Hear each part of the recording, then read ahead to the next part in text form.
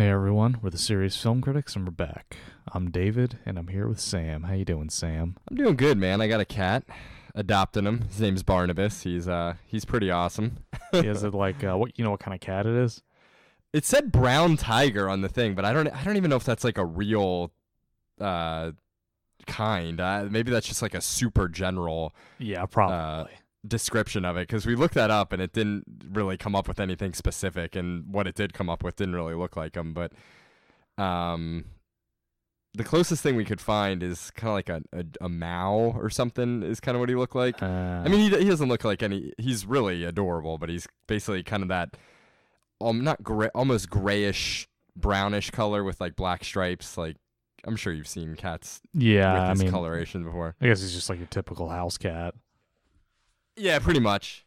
But he is awesome, man. Like I was like ready for him to be hiding under the furniture for days, and he was basically right at home. Like, he likes tummy rubs and like everything, so he is pretty chill. Yeah, it's good to get them when they're kittens because I think they adjust a lot better. Yeah, we were initially gonna get this older cat. I think that was like 2 years old, and Jessa saw him first, and I guess she was really nice initially, and then we went again, and she was like hissing and was not happy, and apparently didn't know how to use the litter box either, which was not Yeah, that's no bueno. no bueno. So yeah, Barnabas is only 5 months old, and he's like already knows how to do that, so it's pretty convenient. Yeah, it's But yeah, other than that, nothing much going on, just chillaxing. yeah, it's just funny his name's Barnabas because I've been playing this game, the new Assassin's Creed, and Yeah. it's set in ancient Greece, and like one of the guys you like do a bunch of stuff with is like the ship captain. His name is Barnabas. His name's Barnabas. Oh man, it's a sign. Yeah. He's gonna grow up and be a ship captain. Yeah, salty old captain.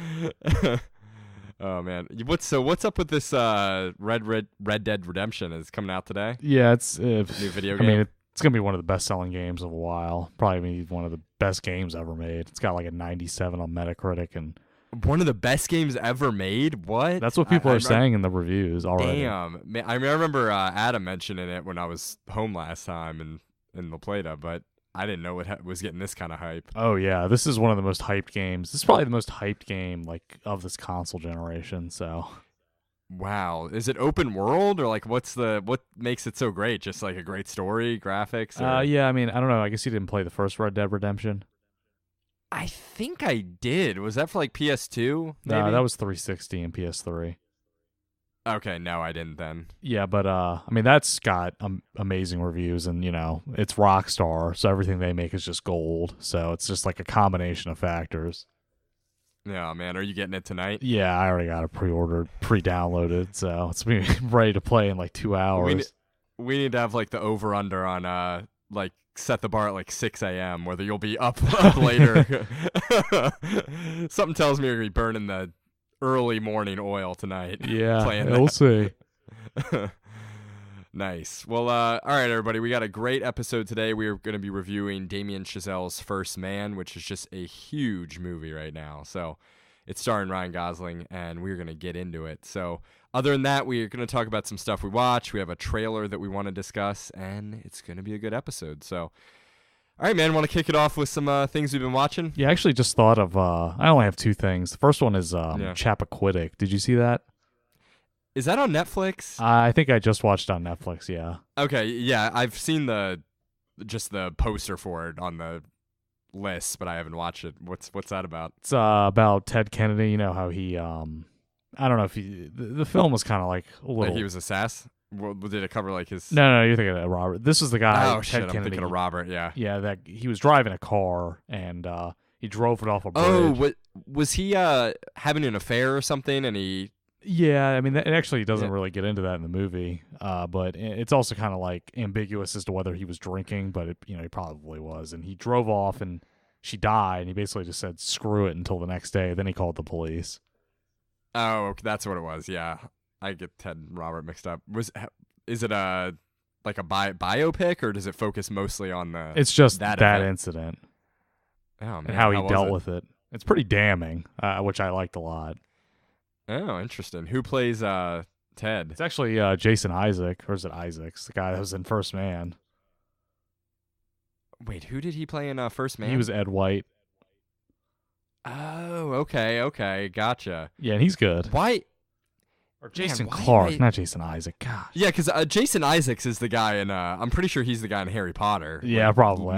Malfoy. I know you're not a fan of him, but I think he plays Malfoy. I was like, he was in First Man. I was like, I don't remember that at all. Clearly, I did not watch this movie closely enough. But all right, Jason Clarke. So thumbs up. Yeah, I would give it a thumbs up. I liked it, and like I said, I really liked it. I don't think that even 10, 15 years ago they would have made this movie, because it's like, it makes him look like just a giant piece of shit. And the whole thing is about he's like working with like his political team to try and spin it, because it actually happened the same like weekend that they went to the moon, and that was part of the reason it didn't make. Did it really? Yeah, and they basically were like, the only thing that could bury this story is us landing on the moon, and they did. Oh man. Yeah. So is that what happened in history? Like it kind of glossed over. I mean, it ruined it. Like, he was trying to run for president, and it ruined his presidential ambitions, but he was in the Senate forever after that, so. Oh, jeez, man. Yeah, I think he would have gotten raked over the coals if that happened today. I mean, he got arrested. Oh, he definitely would have. Well, I feel like, especially in like a social media age, like things like that don't get swept under the rug no matter what's going on. Yeah. So yeah, he would not be too good in today's light. Yeah, but it was good. You should check it out. Cool. Yeah, I think I will. Let's see. I've been watching a fair amount of stuff. I don't know if I'm gonna mention all this. While we're on, I'll mention a TV show I've been watching. I've been watching that Haunting of Hill House. I've been hearing a lot of good things about that. It's good. I don't know if I'm buying the hype quite as much as everyone else is, but it's enjoyable. I mean, the one thing I will say, the performances are good. It takes a while for it to get going. I wasn't gripped immediately.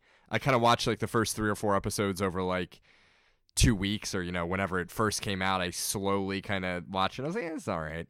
But it really kicks into gear around maybe like the 5th or 6th episode, and it's all the foundational setup stuff has been done, so they focus on a lot of horror elements, and it's definitely good. I mean, I would recommend it. It's not the best thing ever. I think my biggest complaint is just the style of it. I'm not crazy about Mike Flanagan, the way he does, even the aesthetic choices he makes with the monsters. Like, they just don't look good. They look CG, really CG or something. When it comes to like monsters and stuff like that, I want more of like practical, or just use real people or stuff. But in this, I feel like all the monsters sort of look the same. They almost have these like cavernous mouths that,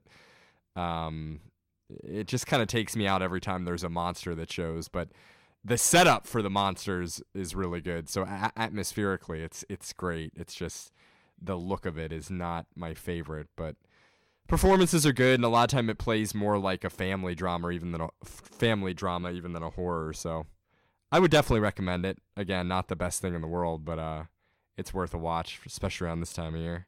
Yeah, I mean, I've been hearing people call it the best thing on Netflix, like the best original series they've made, and I've been skeptical about that.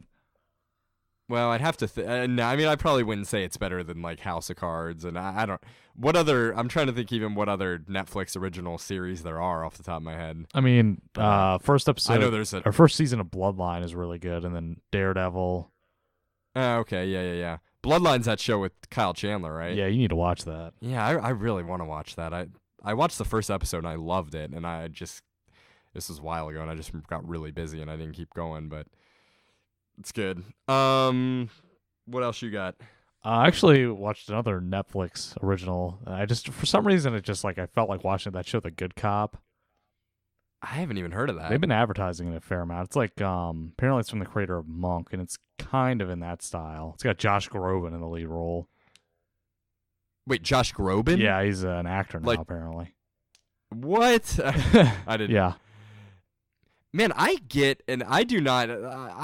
don't know if I mentioned this to you. I get that all the time that I look like him, and I do not see it at all. Like, legitimately. Do you see it? I mean, maybe in the hair. That's literally it, and not even that. Because I don't see it at all, and I probably get, even at work, I probably get that from someone at work, like a guest that comes to my theater maybe once a week. Like, seriously. Wow, it's all the time, and I'm like, okay. I mean, I do not see it in the least, but I like, and I'll literally look at up different pictures of him, and I don't even see it. But different people have literally told me that over the last like 6 or 7 years. It's crazy.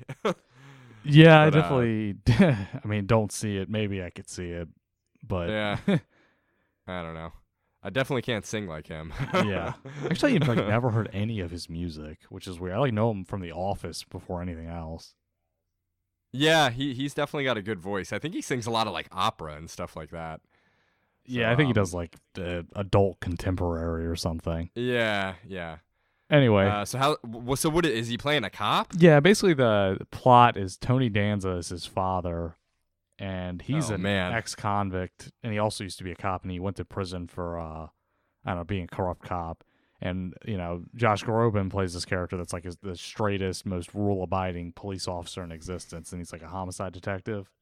Yeah. And the joke is that his father has to move in with him, so like they kind of get into these hijinks where his father's like old school, but mostly the father's just kind of doing his own thing. Where So it's like by the book guy versus the renegade cop. yeah, but Like, his father really isn't like necessarily involved in every case. He kind of just does his own thing most of the time, and then it's like every episode is kind of a little bit like Monk, where they it's like a mystery, and it's always like kind of a really weird way they did the murder. man, I haven't seen Tony Danza in forever. I didn't even know he was alive. He's still. old, and I just don't think he does a whole lot. I think he does a lot of like he did like the Tony Danza show. Does a lot of What goofy is he- stuff. What is like his signature role that he's known for? The Taxi. Taxi. Yeah, that's okay, it. Which I've never even I know- seen. I've never seen it either. So because I know the name and I know he's was a huge name, but I couldn't place what he was in that was so big. Yeah, it's weird because it's like it seems like he's so popular, but I didn't know what he was popular from because that's like Taxi's his only really long-lasting role. Yeah, I didn't know either. So I almost thought he was like a talk show host or something more than anything. Yeah, but, it's weird. I think older people might know him better. yeah. So how's the show over? Is it good? Or? I actually liked it a lot. I was surprised. I got really invested in the characters, and I did not expect to be. In fact, like when it ended, I was annoyed because I wanted more. I'm sure if someone told you you're going to watch a cop show starring Josh Groban and Tony Danza, you probably would have not been in on that just based on on hearing about it. Yeah, and I watched like the first 5 minutes of the first episode, and I was like, I'm not going to watch this. And then I just like, for some reason, I was like, you know what? Let me just give it a chance because I never give anything a chance. And by the end, I was like, oh man, is that the last episode? Really? Because like you were just feeling good. You're just feeling good that day. Just in a good I was mood. like, you know what? Right. I'm going to give this Josh Groban. I'm going to give him a chance. I'm popping in the good cop. Let's do it. Yeah, that's exactly what I was. And yeah, I gotta do that more often, man. I swear, whenever I'm on Netflix, I spend like 30 minutes just looking for something to watch, and I would say probably about 60% of the time I don't end up watching anything. Yeah, I mean the problem is, really is Netflix's library. Man, there was something else we could have talked about. We might save it. I wanted to talk about all the different streaming services out there and how much it's like hurting the market. Oh, right. There's like 100 of them. Yeah. Maybe we'll get on. Yeah. We'll touch on that. You know that there's like multiple Christian themed streaming services. There's like 4 of them. What? Yeah, there's like 4 Christian... just for classic movies too. Oh my god, no, I did not know that. Yeah, so going back to Netflix, Netflix has way less content now because they have to compete with like 99 other streaming services, and now all that crap they could just buy in bulk. I guess they have, competitors that are willing to pay more for their specific brand. So yeah, Netflix just has way less to pick from, and it's like, you go through like their categories and it shows you the same crap over and over again. Yeah, it does. And I mean, these Netflix originals are just like once in a while one of them's okay, but they're not that great, or at least most of them aren't. I mean, yeah, the standard of quality has gone way down. Which is weird because they're even attracting pretty well-known directors, but it just seems like even those directors are putting out like subpar work from when it's Netflix original, like it's just not the same. I'll tell you what the big, I don't want to say make or break because that's like hyperbole, but the huge movie is going to be The Irishman. That's gonna. The thing is, I think that Netflix, and I know that they at least were like this. Apparently, they were super hands off, and they were just throwing money at anybody and anything. Especially like when they were trying to get their original content off the ground. So I think that's why there was so much crap being churned out because there was no quality control. Because it's not like on a network where every episode. But it's just so weird. Like you would think that if good directors are being given free reign, you would see really inventive work being put out. It's like, are you telling me these suits are at the networks and the movie agencies, like they're the ones like making these things good? I don't. Well, no, I it's think it's just like, weird. with like, Nicholas Winding Refn, like if you take the leash off of him, sometimes he doesn't make Yeah. something very good. Yeah, that's true. I mean, certain directors, for sure, if they are allowed free reign, it can go off the rails. But And I think the flip side is some of them probably just are getting really lazy. Like, oh, Netflix is going to give me a bunch of money and I can just sort of screw around and make whatever I want without really trying.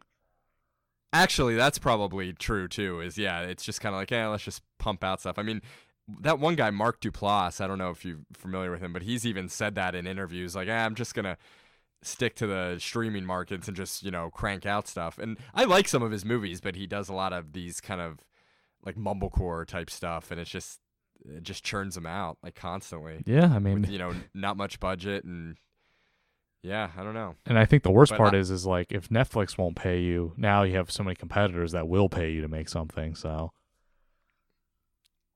I don't know, man. It's gonna be interesting to see what happens to the movie theater industry. I mean, is it going to die? Is it? It's. I don't know. I think it's coming up on a turning point. I don't know. I don't think. I mean, I feel like they keep saying that the movie theaters are going to be gone in like 10 or 20 years, but I mean, movies are breaking box office records still regularly. Like Halloween just set a record for October or something. So Did it really? yeah, it did. It was like Oh, destroyed expectations. Oh, I didn't see the box office numbers on that, but yeah, we'll see. We'll see where it goes, but I don't know. I hope movie theaters stick around because I do enjoy. I don't even go to the movie theaters that much, but I do like it when I go. Like especially for certain movies. Like that's even what bums me out about The Irishman. That's a movie I want to see in theaters. I don't want to watch it on my little TV in my living room. Like I don't. I mean, I think Just that not gonna- what we'll get a lot of before is like that simultaneous release where it's like on, some theaters and then, you can watch it at home. But the problem was like with Mandy, it wasn't playing really anywhere. Yeah, that's these movies I really want to see. It's like unless you live in New York or LA, you're out of luck. Yeah. So, I mean, I feel like the movie theater offers this experience that's not going anywhere just because obviously people are still paying to go to the movies every week. But, I guess we'll see. Yeah, we'll see. All right, you got anything else you watched, or is that it for you? I think that's it for me. All right. I watched a number of other things. I'm just gonna let me see what I got here. I watched Role Models a while. This is a while ago. I mean, I don't really have anything to say about it. It's okay. That's like the epitome of a pretty good movie to me. It's moderately funny. I like Paul Rudd, and yeah, it's all right. I watched Lord of the Rings: Fellowship of the Ring the other day for no particular reason. Jess and I were just scrolling through Netflix and just put that bad boy on, and man, it is good. That is such a good movie. Yeah, not much needs to be said about that. No, not much needs to be said. I hadn't watched it. I mean, I've seen it probably over 100 times, but I haven't watched it in probably 4 or 5 years from beginning to end, and it is just amazing. That actually might be my favorite one now, which is that actually used to be my least favorite one, although I loved all of them. I think at one point in time that was my least favorite one, and now watching it again, I think it might be my favorite. I still have to watch Return of the King again, but it is so good. There's just so many different elements in that movie. You can definitely see the horror inspiration that Peter Jackson brought into this from his previous movies. I mean, there's so many good scenes that have horror in it. The characters are amazing, and I think it's a little better paced than the other two. As far as Is it the shortest one? I'm assuming it is. I think so. And it's also just there's more different. It's just each section is so perfect. Like and the transitions between them are so good. Like going from the Shire to Bree to Weathertop to Rivendell. Like everything is just, and all of it is so good. It's just. That is an amazing movie. Yeah. I don't really have anything else to say about it. It's just great. Yeah, I mean, I watched Inferno, which is a Dario Argento movie. I've never seen one of his movies before, and it was really good. I enjoyed it. The visuals in that, you can definitely see where he's been an influence on modern directors. I'm looking at Nicholas Winding Refn, too. There's a lot of neon gels in this thing. Like, you can clearly see how he's directed or influenced a lot of modern directors. It's basically just the story of this haunted house that there's 3 connected haunted houses, one in New York, one in Rome, and one in Germany. And all of them are haunted by these 3 sisters, which is like this fable about these 3 witches. And it just tracks different people at each of these houses or whatever. So it's really, really good. The visuals are just amazing. There's some really memorable scenes in it, and gotta check this thing out. Yeah, I definitely need to see a lot of his films because he's such a landmark in the horror genre. Yeah, I had never seen anything. I haven't seen Suspiria, which I really want to see, but this was free on demand when I was at my parents' house last time. So I was like, you know what? I'm popping this in at 2 a.m. All right, I'm good, man. You want to get on to? Should we do the trailer, or should we just get on to the movie first? Let's save the trailer for the end. All right, yeah. So we're going to be reviewing Damien Chazelle's First Man, starring Ryan Gosling. So take us in, dude. Yeah, so it's written by Josh Singer, who apparently spent a long time writing the script because he did a lot of research to make it factually accurate. And apparently Cool. Clint Eastwood was originally in talks to direct this back in like 10 years ago. Oh, wow. Which I'm really curious. I think he could have made a really good film out of this too, actually. Yeah, I think so.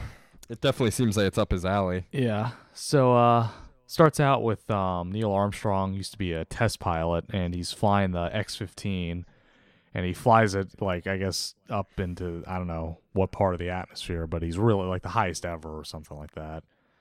And then he struggles to land. It's a pretty good scene. And then you get that little Chuck Yeager cameo, and he's basically saying they need to ground him. Oh, yeah. So then we find out that Armstrong has a daughter whose name is Karen, and she has a brain tumor, and she doesn't make it, basically. And it has like a really serious effect on Neil, but he kind of like keeps it in and never really makes it known to anybody how it's affecting him. So then basically shows that they're doing a new project because he doesn't want to do test flying, or they won't let him test fly anymore. So he applies to be in the Gemini project, which is like the next step after Mercury, right? Yep. Yeah, so he applies, and is it just me, or yeah, I call it Gemini too, but were they calling it Gemini in the movie? Gemini.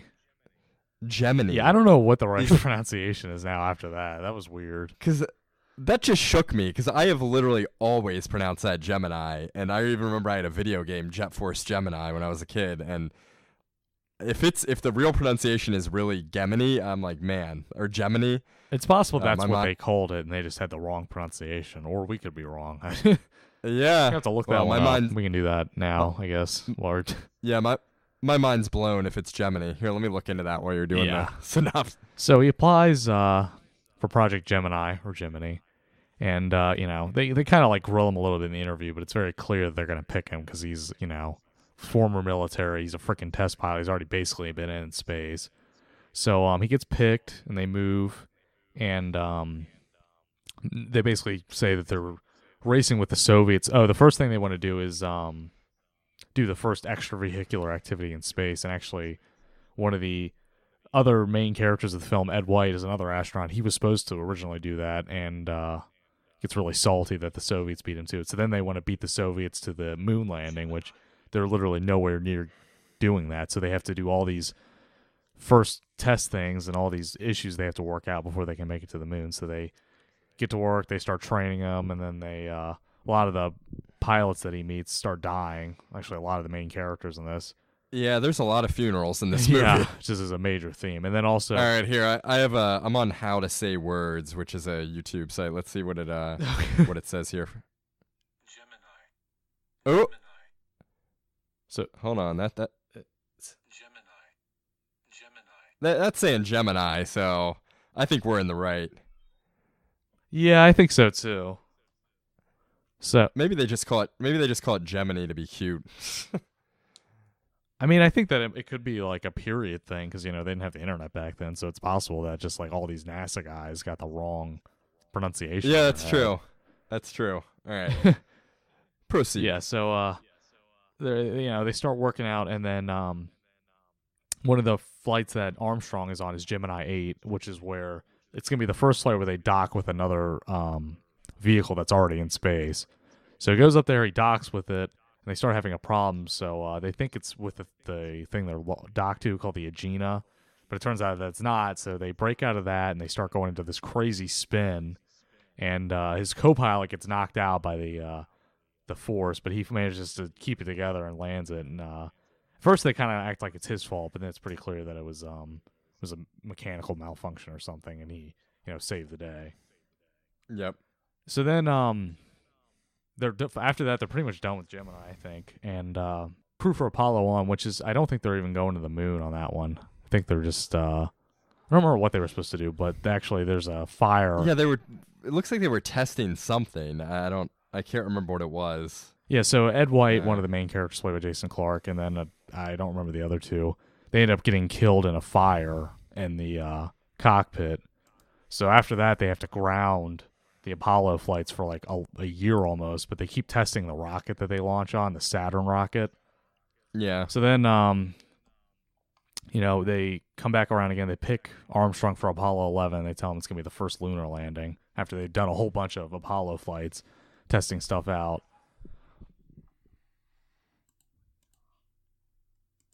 And so then he picks his crew, and Buzz Aldrin, who is barely in this film up until this point and is made to look like a major dick.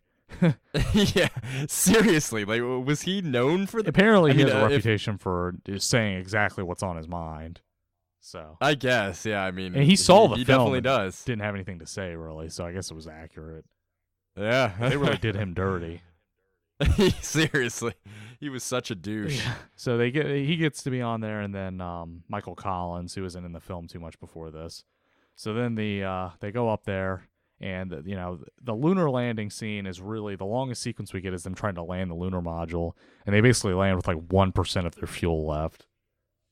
So then they land on the moon, and pretty much the only thing we see on the moon is Armstrong kind of like has like this introspective moment and thinks about his daughter, and then he drops a bracelet he brought up there with her, and then the final scene is pretty much just them in quarantine, is Neil and his wife having this little moment, and that's the end. Alrighty, First Man. I guess we'll get into general thoughts. Did you like it? Not like it? Let's do it. I mean, I loved it. But it's definitely not my favorite movie. I had some issues with it, but for the most part, I really liked it a lot. Yeah, I'm pretty much on the same page. This actually reminded me. The movie itself didn't remind me of this, but for me, it's kind of the Blade Runner 2049 effect, where I really enjoyed the movie, but my expectations going in were so crazy high that I left not having those expectations met, but still really liking the movie. So, I had a few issues with it as well, but yeah, so I'm pretty much in the same boat, I think. I liked it a lot, but I didn't love it the way I thought that I would going in. I'm wondering if we had the same issues, because I can tell you right now that, like, the biggest thing I disliked was some of the stuff showing his family life was just kind of boring. And there was a lot of it. Yeah, that stuff worked for me, but I wouldn't say it was anything revolutionary or groundbreaking. I mean, I think what the movie was trying to get at is once that daughter died, his family life kind of took a back seat to his career, which is an interesting idea. And, he seemed like a very, very loving father before the daughter died, and after she died, it's not that he was like a bad father or anything, but it's clear that going to the moon and, being this great astronaut kind of became his obsession. He's always looking at the moon, at the Damien Chazelle is always showing the moon in shots, and so I think that's an interesting idea, but yeah, it does still focus on a lot of the family stuff, and a lot of times when that was happening, I was kind of interested to get back to any kind of NASA stuff, but the family stuff still did work for me. It just wasn't anything amazing. Yeah, that was the thing for me. It was like, it worked, but some of the scenes I was like, all right, this I mean, there wasn't really any drama there, which was fine, but it was like, all right, we don't need that much of this. Like, especially when all the NASA stuff was just like 10 times more interesting and just, way more Yeah. drama there that was real. Yeah, and I think for me there just wasn't the emotional impact that I thought there would be. And again, that's probably unfair expectations for me to place on this movie, but the end of the movie, I will say I did love the last 30 seconds. I did like that scene of he and his wife in the quarantine chamber. I thought that was a cool way to end the movie, and I think it kind of got across their relationship with no dialogue. I thought it was really successful at that, and I think it kind of signified that even though this guy got to the moon, he's still not really super happy, and he's possibly never going to get to where he wants to be in his life because his daughter's not there. It seems like ever since her death, he was just trying to kind of fill a void, and even though he does these great things, it seems like it's never really enough. And I think that's how I interpreted that ending. But so I like that a lot, but it still wasn't. I don't know. There just wasn't that serious emotion there that I thought I would be. I think my other issue is I liked the moon landing and I thought it was cool, but it just wasn't as suspenseful and intense as I thought it would be. I don't know. Like, I liked the scene, but I actually was a lot more invested in the Gemini 8 mission than the moon landing, which I wouldn't have expected. Yeah, actually, for me too, the Gemini 8 scene was probably my favorite scene because that was way more intense. You really didn't know what was going to happen there. The moon landing was, I think that I would rather them focus more on the stuff they did on the moon than the landing sequence. Yeah, exactly. It like the landing sequence is cool, but I mean, it's standard. Like, oh, we're gonna run out of fuel. They're not gonna run out of fuel. Yeah, so I know. It's like, and I mean, not that a movie has to establish things like that, but it just wasn't that great. I mean, it was good. Like, I was into it, but I wasn't on the edge of my seat like I was during the Gemini 8 mission. That was a great scene. Even that noise that the thing made when it was spinning around, that was really intense. And, I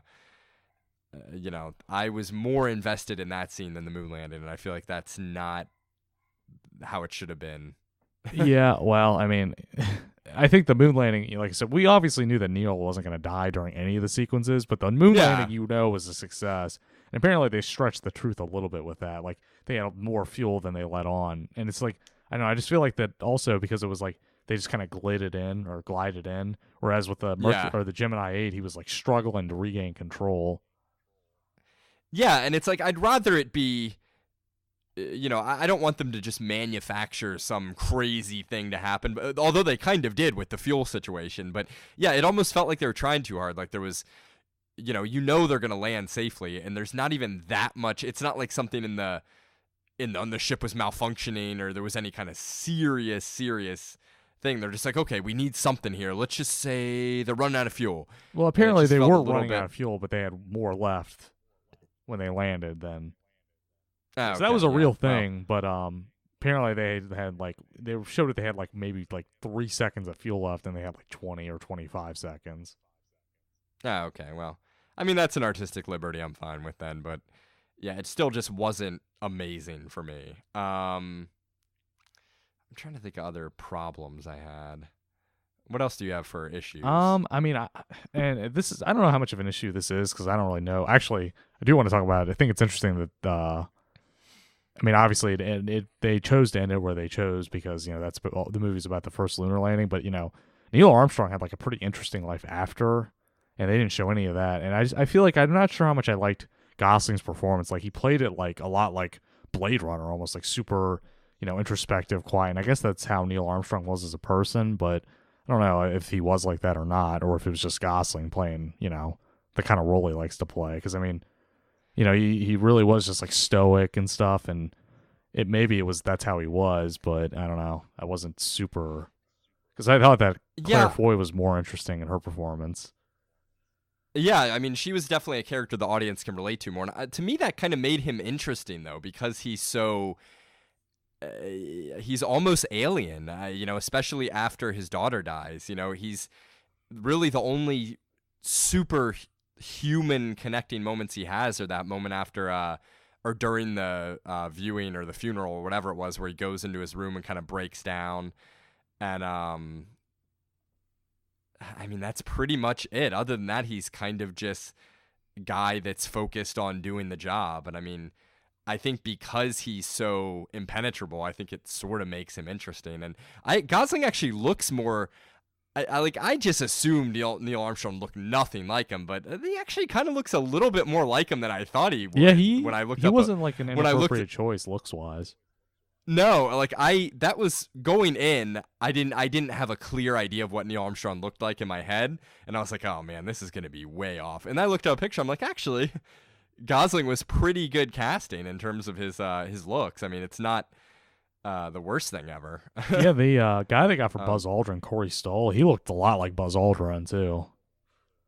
Yeah, I thought he was good too. I think he's also another character that kind of. I wish he was in it more. Like, I think the contrast between him and Gosling was really interesting, and I wish. I don't know, maybe historically they didn't interact all that much in public or whatever, but I wish that somehow they had more scenes together, because I thought the press conference scene was interesting. Yeah, I wasn't a fan of them not putting Aldrin really in the movie that much, just because I mean he was on the moon with him, so I really thought he was going to be a major part, and I think that there were a few reasons they chose not to include him, but I'm thinking that maybe one of them was because he's alive, and you notice that like a lot of the astronauts they focused on have died, which I thought was interesting. And I almost wonder if they did that because you wouldn't necessarily know going into that movie what happened to them. Yeah, that's true. That could be it too. I really, really liked the score. To me, that was my favorite thing in the movie. I loved it. I thought it was just, in a lot of ways, the score pulled the movie together for me. I think with a different score, this movie could have been a little overly. Well, though I will say Damien Chazelle avoids sentimentality in this movie, which I think it could have been easy to go down that road. And I think he specifically manages to avoid that for the most part, and I think the score is one of the reasons too. The score, I loved it. It was just kind of had that mysterious quality. Yeah, it was pretty that memorable. Set the tone for me. It was. I really, really liked the score, and it wasn't one of those bombastic, epic kind of standard scores you might expect for a movie like this, and so I really liked that. And there were certain scenes with that score playing that really just got me involved. So score was probably my single favorite thing. I think other than the score, I don't know that there was really any amazing things for me throughout the movie. I mean, maybe the Gemini scene, but other than those two things, I think it was just kind of like solid throughout. I mean, it was good. I liked it, but I definitely thought the cinematography was a major standout. In fact, I think that it has a good chance at winning, maybe just getting nominated. But yeah, the cinematography was great. I definitely will say that. I really like the shot in the beginning where he's flying into the atmosphere or whatever, and you can see the moon reflected in his visor. So yeah, the cinematography was really I like the contrast, because it's like, you notice the way that they shot the scenes at home. It was like the handheld cameras and stuff. Reminded me of the Tree of Life a lot. It kind of, it definitely did. I could definitely get a Tree of Life vibe from this. I think that was probably an influence on him. So yeah, performance-wise, I liked Gosling. I thought he was a good choice. I don't know, I don't know exactly how Neil Armstrong was in real life. Assuming that he was a kind of a super closed-off guy, I think Gosling is a really good choice, though. I think the only thing that worries me about it is I hope he's not. He's almost typecasting himself at this point into these kind of roles, because he's very capable of giving a great performance without much dialogue. I think that's clear, but it seems like he's sort of favoring that in almost every movie he does now. And, he's able to do more than that. I mean, did you ever see Nice Guys? No, but I have seen Crazy Stupid Love, which I think is definitely a different turn for him. Yeah, he's different in that. And in Nice Guys, he plays this really fast-talking, kind of nebbish character he's really comedic and talks a lot. He kind of talks his way out of every situation, and he's great. So it's clearly Gosling is very capable of doing a wide variety of roles. I love him when he does the stoic kind of part, but it just seems odd to me that he's sort of almost just defaulting to that in almost every movie now. I definitely think that it's either the type of role he likes to play, or maybe the type of role he thinks that is going to get him the most kind of like attention and nominations, because that's what he did in Drive, which was the start, I guess. Yeah, that kind of was the start. I mean, all of his movies with Nicholas Winding Refn, Only God Forgives, he is even more like that. He's kind of like that in Place Beyond the Pines. Obviously, Blade Runner is a big one. Blade Runner, he is very like that. So it's just, and I think he's great in all those parts. Like he's a very good actor, just physically in terms of using his face and without speaking. It's just, I want to see him do something different now. And I did like him in this movie. I thought he always seemed to be on edge in a way that, he was one of these people that always presented this cool, calm demeanor that, I can handle anything. I can do anything that's thrown at me. And there were just little moments and little looks that he would give that kind of conveyed to me that, he was probably a ball of nerves under all that. Like when he smashes the wine glass in his hand and, he just various where he's looking at the moon and his buddy comes over and he just freaks out on him a little bit, but pulls back, So I thought he was good. I thought Claire Foy was good too as his wife. Yeah, there's a lot of awards buzz for both of them, and I don't know if I would say either of them should be nominated. I mean, I think they're both very good. I just don't know if either of those parts are meaty enough for it. Yeah, I mean that was my thing with Gosling's performance. I just don't think that either. I mean, they were both good, and I like Claire Foy better, but I don't think either of them really have the the performance there to get any kind of award.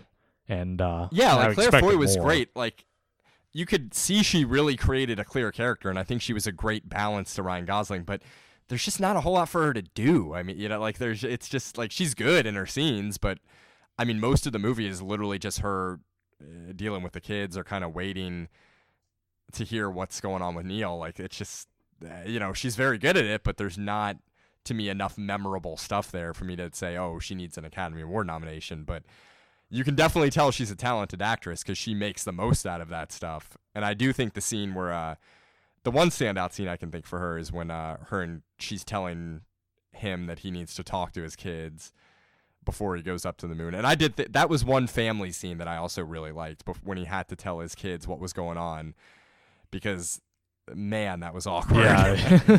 and it felt real. Like it didn't feel put on to me. It felt like a genuine awkwardness of a father that's unable to communicate with his kids. So I thought that scene was really effective.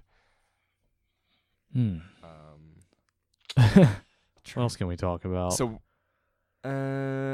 what other things did you love about it? I mean, we already talked a lot about the Gemini 8 scene, but, we didn't really talk about why those scenes were so good. I think it's just because they were, like, super claustrophobic. Just, like, it felt like you were in there with them. And I saw people, complaining that they didn't like this movie because it gave them motion sickness.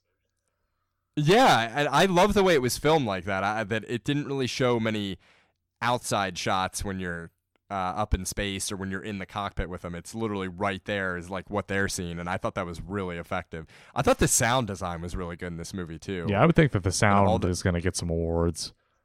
I definitely think so, especially in the Gemini scene. I mean, that is an intense scene. Like, just that noise that the malfunction makes when it's spinning around. Yeah, I know.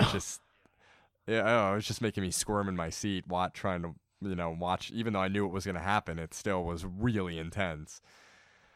You know who I like too, man, is Kyle Chandler. I just love that guy. He's just perfect. He's just a perfect fit for like an astronaut army guy in this movie, or what, Is he a NASA official, or apparently he was chief of the astronaut office. So I guess he like put the crews together basically, and he was an astronaut before that. Yeah, he was just perfectly cast, in my opinion. Yeah, I mean, he definitely plays those roles of like older characters, like back in the past, really well. Yeah, he really does. Like, I don't know what it is, something about his look, and it's his voice and the way his performance, but he just fit right in there. I could totally see him as that character. So I'm a big Kyle Chandler fan. I thought he was good too. I also thought The Friend was good. I thought Jason Clarke was pretty good too. Yeah, I liked him. I think he was more of like the arrogant astronaut. He had a little bit of a creepy look to him that it took me a little bit to get over. But it's not his fault, obviously. It's just his Yeah. face, but he just kind of looks like a villainous character, and I just had to get over that. But I thought his performance was good. I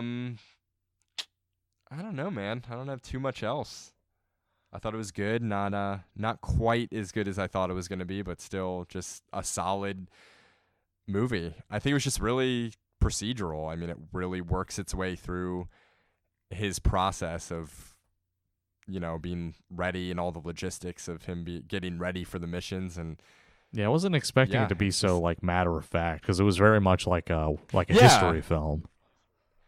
It was. I think I thought it was going to be more.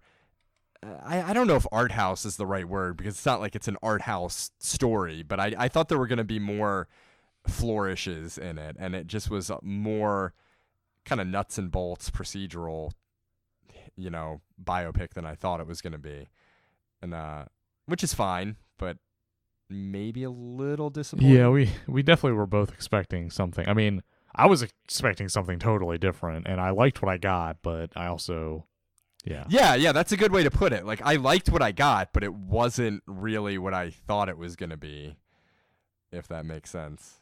I don't know, man. Should we put a I bow think on it it? might be time to give this thing a number. Yeah, what are you I'm going 9 out of 10. Ooh, nice. I'm going to go. I'm in like the. I'm not quite an 8.5. I'm going to go 8.2. Ooh, okay. So, So yeah. You liked it more than I did. I liked it a lot, but I actually think that the number one thing for me was the cinematography. It was just amazing. So, yeah, that was good. And I do really, really like this director. I mean, to follow up La La Land, which is one of my all-time favorite movies, with this is, I'm definitely interested in what this guy's doing. So, yeah. All right, there's First Man, people.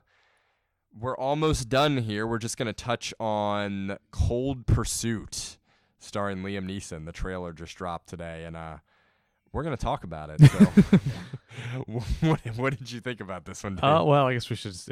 Apparently it's a movie about Liam Neeson stars as a snowplow driver. What are they, in Alaska? Yeah, I think so. It looks like and it. he somewhere cold. Yeah, his son dies of an overdose, and he decides to go kill all the drug dealers that gave him the drugs. And I think that maybe they murdered him with it or something. So it's basically like Taken, but in Alaska, and he's a snowplow driver. And I just thought it was so funny because he said he's not doing that kind of movie anymore, and he is. When did he say this? Like, was this a public statement? I swear I don't... it was when that movie The Commuter came out. He said that was the last kind of movie of that type he was doing.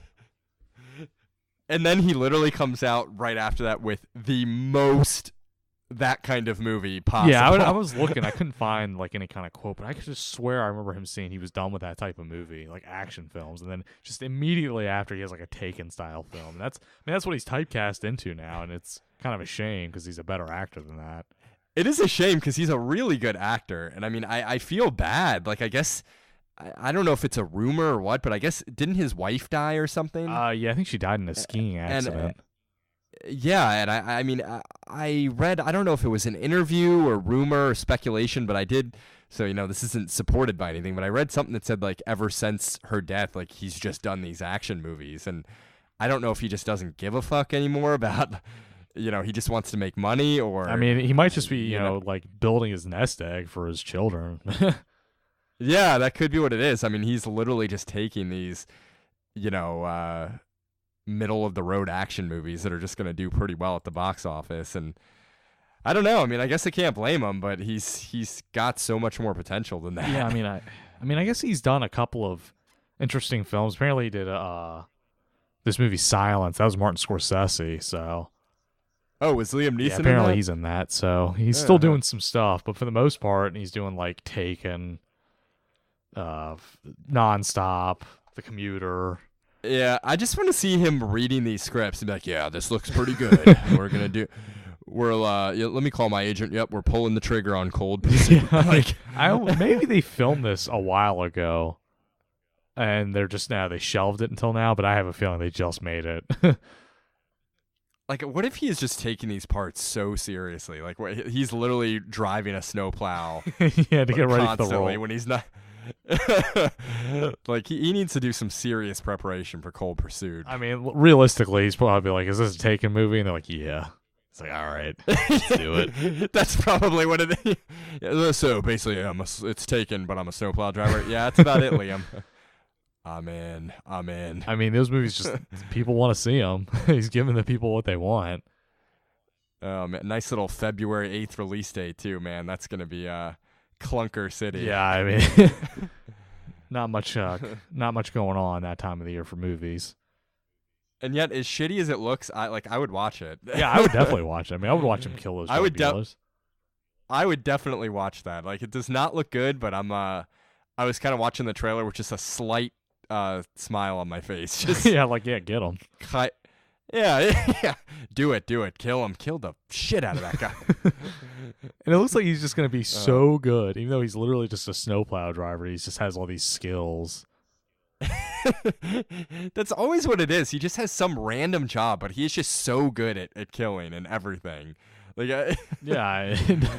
any movie. Like, I'm sure. What was his profession? What was his profession in Taken? He was a CIA guy in that. Okay, so that made more sense. And he's also in that nonstop movie. He's like an air marshal or whatever. Okay. I literally want them to I want him to keep making movies with just less physical careers, but he's equally as good at fighting. Like, I literally just want him to be owns a Subway franchise, but he just gets called into action, and he is amazing at fighting with no real training. Yeah, like the last one, he's just like freaking owns like a tailor shop, and he's men's clothing all day. That's it, but he's amazing at fighting. And just beats the hell out of everybody. Just kills everybody. He never has any issues either in these movies. No, it's never even really close. I mean, you never see him get the crap beat out of him. He's always the one doing the punishment. I know. Oh man, so that is Cold Pursuit. We will. Who knows? Maybe we'll review that on the show. Yeah, we'll see. Yeah, we'll see. All right, man. I guess we're about done here. Anything else you want to touch on? No, I think that we covered basically everything. Alrighty, guys.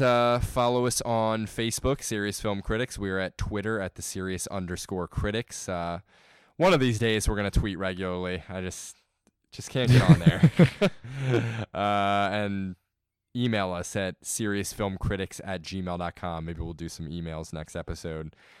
And we'll see. I don't know. I mean, I'd like to do a Halloween episode. I know that's gonna be close, following up on this one, but maybe we can see if we can see that Suspiria. I don't know. We'll see. Yeah, I guess we'll see what we can make happen. We'll see what we cook up. But all right, guys. Until next time, take it easy.